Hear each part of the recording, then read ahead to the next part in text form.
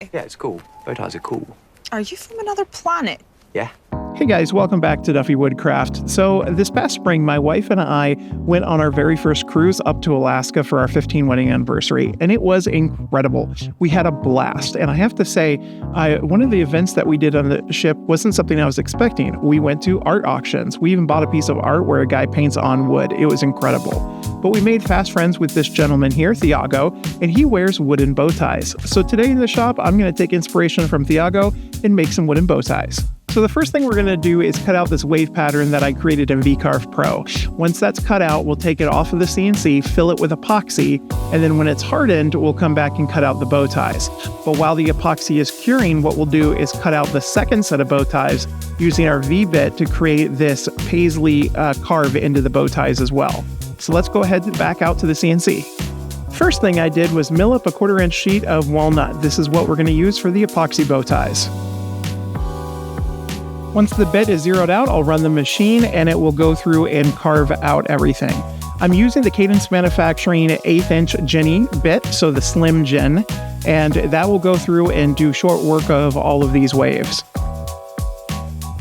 Now I say short work, but really it took about an hour to cut all this out on the CNC. Once the machine is all finished up, I'll be very careful when I remove this so I don't break anything. And then I'll use a metal steel brush to go ahead and take off any of the frays or anything in between these cuts that I just made.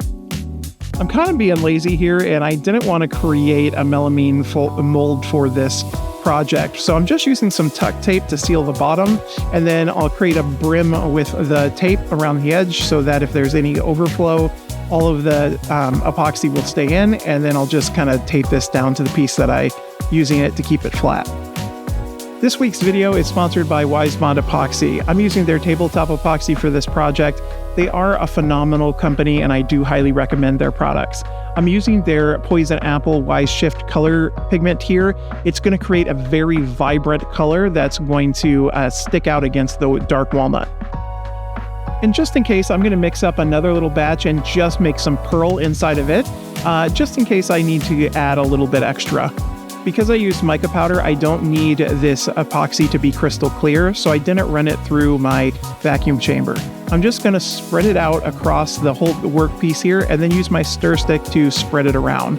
And sure enough, I didn't have enough to fill up everything, so some of these are going to have some cool white pearl that will work, and hopefully it won't just be half and half somewhere.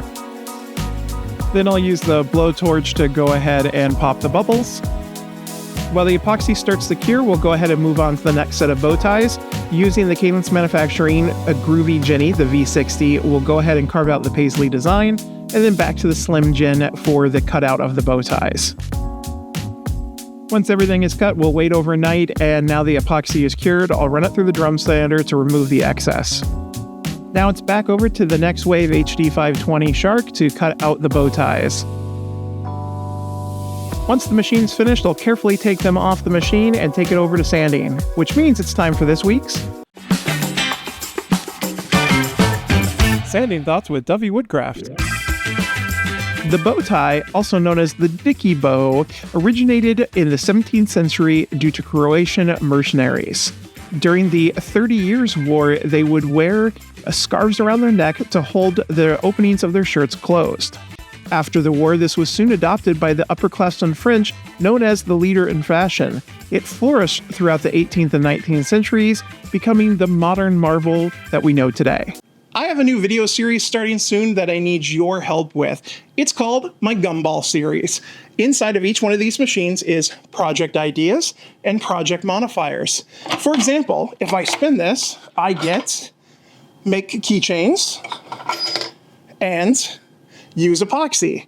Now, these are just ideas that I came up with, but I want to do projects that you want to see. So in the video description, leave me project ideas and project modifiers, and at the beginning of each episode, we'll spin the dials and pull out the gumballs to see what we're making. Thanks guys so much for watching, and now back to the video. I'll use a simple spray lacquer semi-gloss to finish these bow ties. It'll take 2 coats on each side, and I'll let them cure overnight on each side.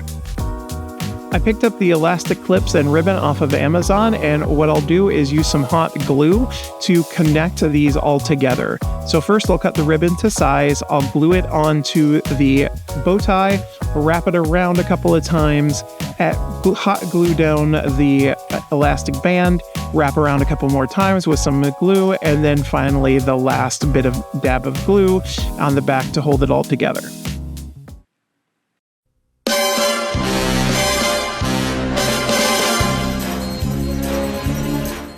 And there we go.